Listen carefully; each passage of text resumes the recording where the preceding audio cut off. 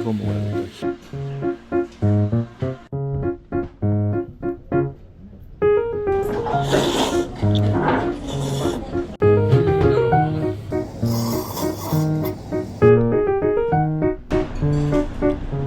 연착된 비행기로 인해 기분이 언짢은 상태에서 소도시 다카마스에 도착했다.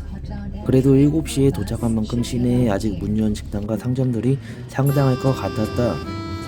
그러나 숙소를 가는 곳이 개구멍인 거를 시작으로 부정적인 시그널이 나오기 시작했다.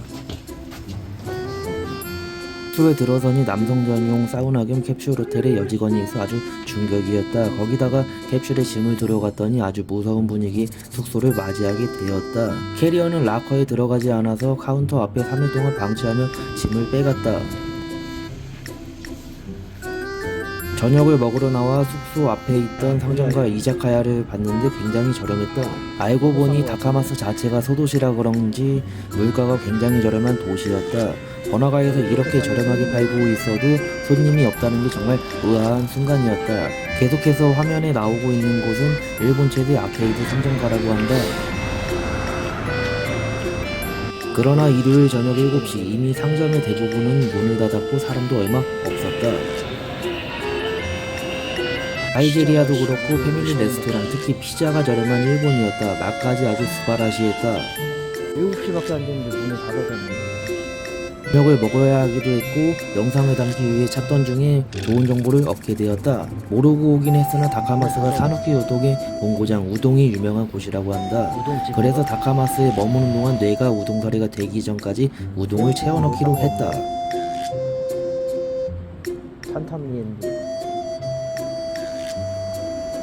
시내에 유명한 우동집이 많다고 했으나 문 닫은 곳이 많아서 우선 바로 앞에 있는 곳에 가기로 했다. 일본의 경우 국물보다는 면에 아주 집착한다고 해서 면발이 죽이겠다라는 기대를 했다. 에 가득 찬 상태로 식당에 들어서 오랜만에 히토리레스를 자신감 있게 외쳐봤다. 테이블에 있던 메뉴판을 펼쳐보니 메뉴가 그렇게 다양하진 않았고 토핑 차이였다. 옆에 아저씨들이 있었는데 대부분 온 우동을 먹고 있길래 온 우동으로 결정했다. 식감은 냉우동이 좋을 것 같았으나 온 우동이 아주 훌륭할 것 같아 대충 주문했다. 원래는 새우 2마리 세트를 주문하려 했으나 재정 상태가 좋지 않아 비싸서 1마리만 주문했다. 드디어 나온 우동의 모습이었다. 750엔이었는데 생각보다 소박한 비주얼이었다. 면발은 평범해 보였고 국물 냄새가 아주 기가 막혔다. 그리고 새우튀김 아주 기똥찼다. 새우튀김 자체로만 따지면 여태껏 먹어본 새우튀김 중에 가장 맛있었던 것 같다. 서브인 튀김이 감탄이 나오는 정도라서 메인인 우동도 아주 기대가 됐다. 근데 우동 자체는 먹어보니 국물은 아주 좋았으나 면발은 그냥 평범했다. 의외로 국물이 너무 맛있어서 아주 깔끔하게 한 끼 처리할 수 있었다. 스타트가 아주 좋았다.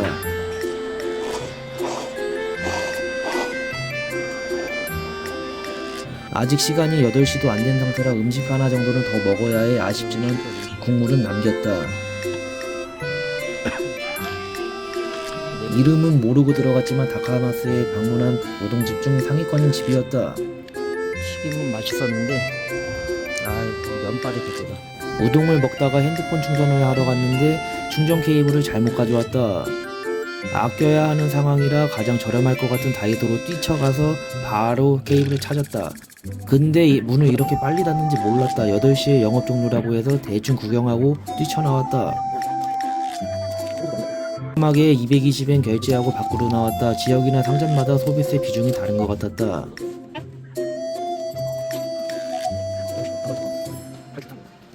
오, 2m짜리인가? 게이드. 우동집을 검색했는데 자꾸 으쓱한 골목길로 나를 안내하는 구글맵이었다.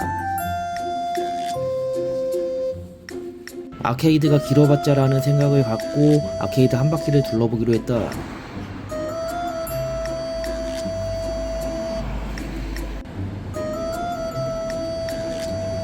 이상하게 일요일 저녁인데 교복 입은 애들이 참 많아 보였다. 일본은 방학이 없었나 보다. 그런 거 아니냐 이거? 요새는 핸드폰이 너무 밝게 촬영이 돼서 밤에 어두운 길에 다녀도 엄살로 보이는 것 같다. 아까 시내에 버스 타고 오면서 눈에 띄었던 라멘집으로 향해봤다. 기록에 같았다. 근데 우동을 먹다가 라멘을 먹으면 맥이 좀 끊기는 것 같아서 그냥 발길을 돌렸다. 그렇지만 돈가스와 밥은 면이 아닌 다른 장르라서 괜찮다는 판단으로 밥 먹으러 왔다. 마츠야 계열사라는데 동경 한글에 있는 유튜브 영상에서 봤던 놈인데 훌륭했다. 아직까지 한 장이 1000엔 넘는 상급 돈가스는 안 먹어봤는데 이 정도로 아주 만족스럽다. 전 세트 오오모리로 선택했더니 밥이 거의 2공기 분량이 나왔다. 훌륭했다. 여기도 역시나 중고딩이 많았는데 오오모리에다가 밥을 리필해 먹는 대단한 놈들이 많았다.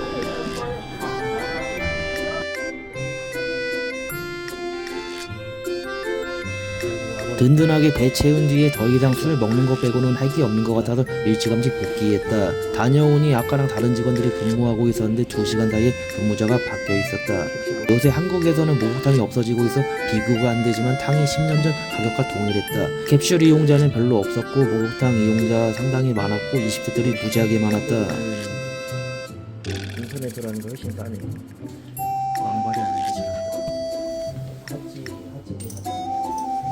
일본 캡슐이 좋은 점은 생활복을 준다는 점이다. 빨랫감이 줄어들고 편해서 아주 좋다. 대신 캡슐에서는 맨발로 다녀야 해서 무좀이 옮을 가능성이 매우 크다.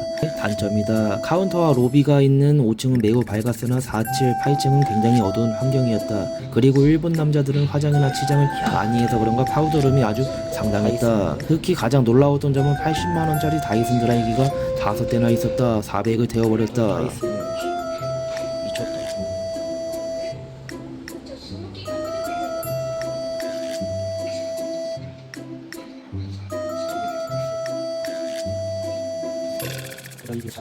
다이슨의 고급 자연 바람 풍성하게 느껴보고 아직 쌩쌩했던 하루를 일찍 마무리했다.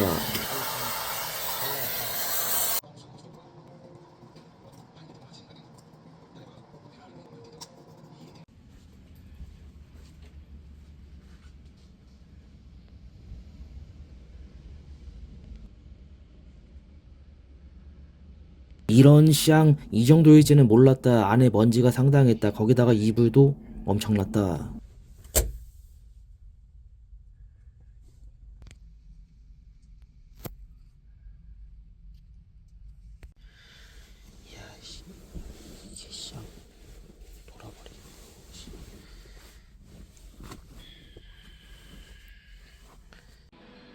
어제 일찍 잔 만큼 아침에 문을 여는 우동집이 많다고 해서 빨리 나갈 채비를 갖췄다. 이 시간에 하늘을 보는 게 너무 오랜만이라 그런지 해가 안 뜨는지 몰랐다. 150엔 날렸네. 어제 직원한테 통수 맞아서 의도치 않게 수건 대여를 150엔까지 날리고 시작했다. 일본이 해가 일찍 져서 해도 한국보다 빨리 뜰 줄 알았는데 그거는 또 아니었다.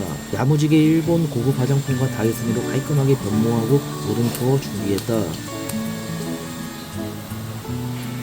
영화를 틀어주는 건지 알았는데 사우나와 목욕하는 영상만 24시간 나오는 텔레비였다.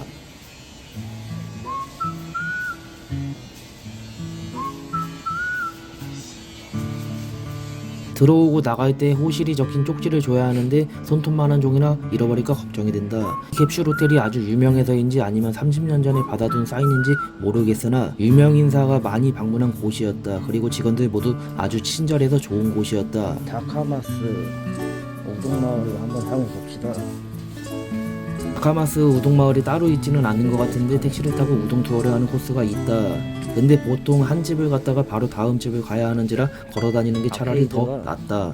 여기가 일본에서 제일 큰 데라고 처음에 솔찬히 추웠던 게 따뜻한 우동이 아주 간절하게 땡기는 시간이었다. 어제 밤에 5곳을 미리 찾았고 가장 가까운 우동 맛집으로 발길을 나섰다. 아 여긴 조식도 주는 호텔인데 여기로 할걸. 출근 시간인데 어우 씨 사람들이 하나도 안 다니네. 일본 특유의 느낌은 지상 전철도 다니고 감탄이 아주 충실한 소도시 다카마스였다.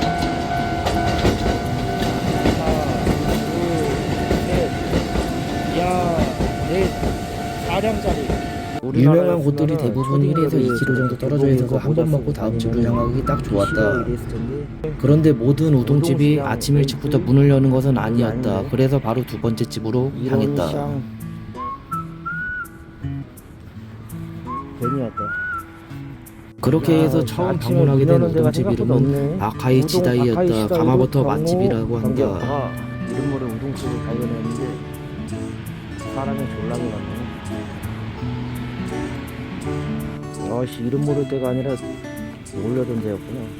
열정은 넘치지만 약간은 모자란 머리로 빠르게 찾아온 우동집이었다.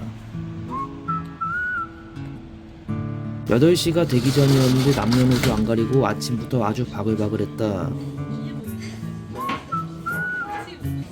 근데 너무 생각을 안 하고 왔다. 여기서는 들어오자마자 무슨 우동이요 말해야 했다.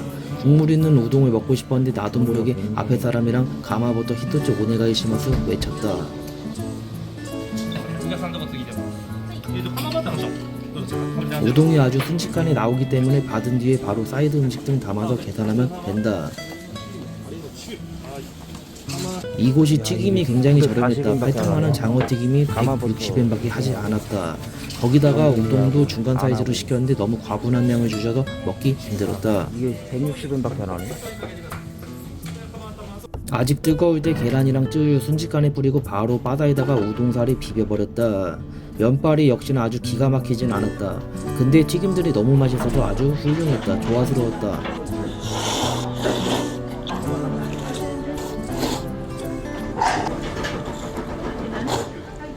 다 먹은 다음에는 셀프로 치우고 나가면 된다. 순환율이 굉장히 빨라 줄도 별로 없었다. 마츠시타 제면소. 마츠시타 제면소. 다음으로 향한 곳은 마츠시타 제면소라는 곳이었다. 이름만 들어도 면발이 기대가 됐다. 키로 정도 떨어져 있었으나 방향이 다카마스 타워 쪽이라 선택하게 된 곳이었다. 아닌데? 우리 기념 촬영하는 사람들 보이네. 여기 수타 우동이라고 써져 있네. 손수 때리타 우동. 중화 요리도 안 되잖아. 사람이 별로 없네. 9시쯤이었는데 사람들이 모두 먹고 출근을 해서 그런가 안에는 2명밖에 없었다. 시스템은 아까랑 동일했다. 대신 종류가 굉장히 소박했고 가격도 좀 더 저렴했다. 제일 싼 거 먹어야겠다. 배불러. 250엔짜리. 이곳의 특징은 초벌된 면을 받아서 직접 삶아먹는 시스템이었다. 왜 이런지 모르겠다. 푹 익은 게 좋아서 다른 사람들보다 조금 더 담그고 있었더니 빨리 빼라고 해서 뺐다. 아까 너무 많이 먹어서 쉬어가는 타임으로 소박하게 주문했다. 토핑도 파, 텐카츠만 올렸다. 면소라 너무 많은 기대를 했을까? 우동인 면이 상당히 푸석거려 처음 먹는 식감이었다. 국물도 생생 우동보다 별로여서 가격을 떠나서 방문한 집중의 꼴찌였다. 주변을 둘러보니 거의 사장님이랑 아주 친한 동네 토박이 지인들만 오는 느낌이었다. 씨 우동 맛이 아닌데? 아씨 너무 배부르다. 아씨 우동 곱빼기에다가 튀김에다가 또 20분에다가 우동 먹고 씨. 마츠시타 제면소는 편의점 우동 맛이네. 딱 식감이 그냥 완전 괜히 왔어. 이제 한 군데만 더 가보고 안 가야겠다. 마츠시타 제면소에서 우동 한 사발이 때리면은 안 되지만 만약에 때렸다고 치면은 거기서 쭉 직진하면은 다카마스 심볼 타워 그리고 다카마스 여기 나옵니다. 여행 중이어도 팀 멤버십 쿠폰은 선착순으로 받아야 해서 9시 되자마자 4월에 걸었다. 15에서 20분 정도 걸어가서 도착한 다카마스 심볼 타워였는데 소박한 높이의 전망대였다. 심볼 타워. 동네 아파트 크기만 한데 한 40층 되는 것 같네. 여기는 어디냐? 올라가는 방법이 상당히 어려웠던 곳이었다. 엘리베이터가 총 3대였는데 바로 가는 건 없었다. 갈아타야 했다. 요새 한국에 지어지는 아파트들이 40층 정도의 아주 고층이라 그냥 덤덤했다. 타워동에서 타는 거 맞는데 뭐 타냐? 30층짜리 전망대였는데 올라가는 길이 조금 번거로웠던 곳이었다. 8층까지 가서 30층으로 올라가는 거.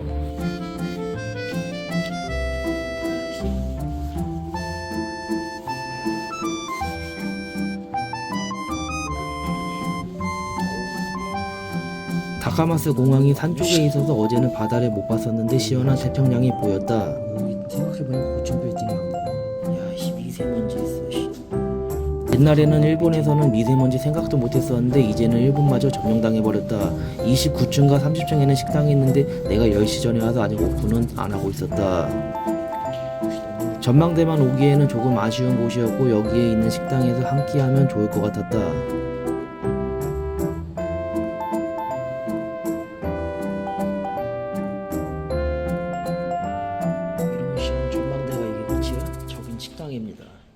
식당이라. 조금은 아쉬웠던 전망대 구경 마치고 바로 옆에 있던 다카마스 항으로 향해봤다.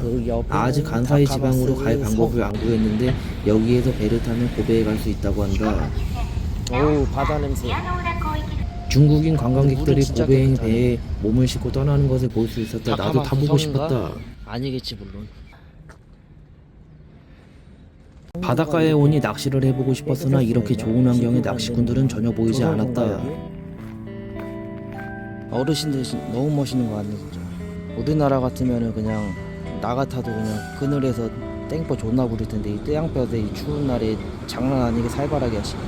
이미 우동을 3번이나 먹어서 물렸지만 마지막으로 냉우동 도전을 위해 들어서 봤다. 시원하게. 10시 30분 정도의 애매한 시간대라 그런지 원래 그런지 식당이 굉장히 한산했다.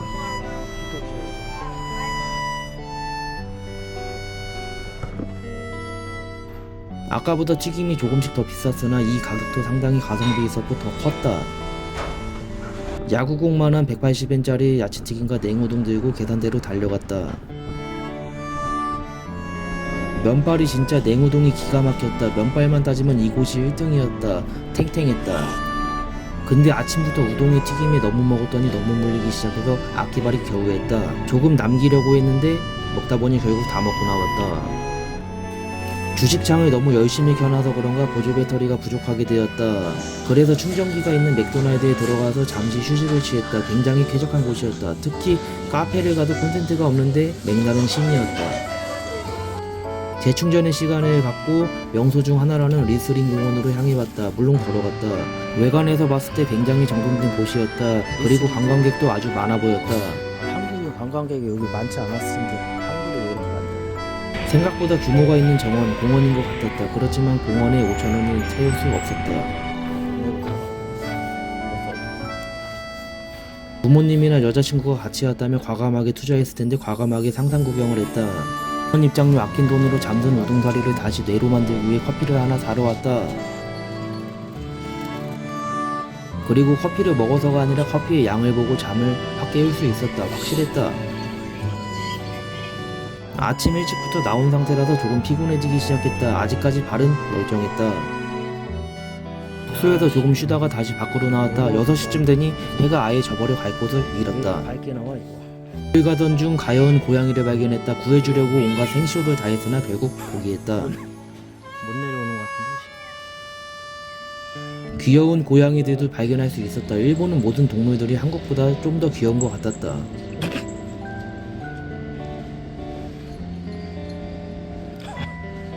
어제에 이어 오늘도 8시가 안 된 상태였지만 정처를 잃어서 어제 점찍어둔 이자카야로 향했다. 약간 소금감은 있었으나 저녁에 가면 나마비루는 199엔은 아니었다. 그렇다고 쳐도 안주 자체가 그렇게 비싼 편은 아니었던 것 같았다. 그리고 친절했다.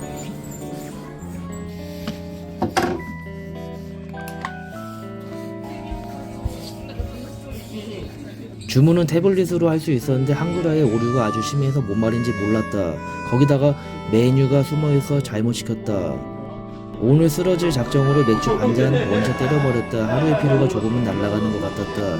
일본 이자카야에만 있는 오토시로 내에서 나오는 안주가 나왔다. 양배추와 쌈장이었다. 그리고 맛있어 보이는 야키소바와 야키도리 모든 세트가 나왔다. 맛있어 보였다.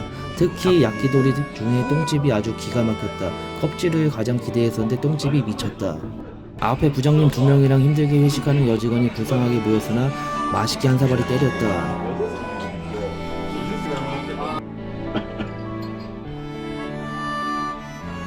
한 잔을 다 먹으니 거의 쓰러질 뻔했다. 걸을 수 있을 때까지 30분 정도 앉아있다가 나섰다. 만족스러운 음식을 먹던 중에 오늘 내 몸을 휴가문 우동이 생각나기도 했다. 아직까지 물린다.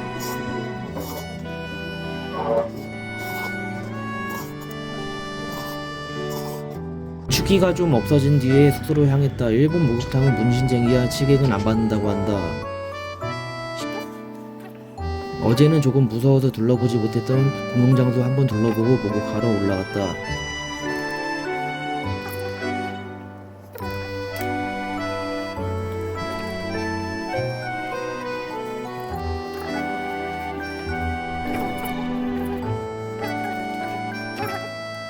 목욕탕에도 다행히 사람이 없어서 한껏 찍어봤다. 한국이랑 비슷하면서도 많이 다른 일본 목욕탕이었다.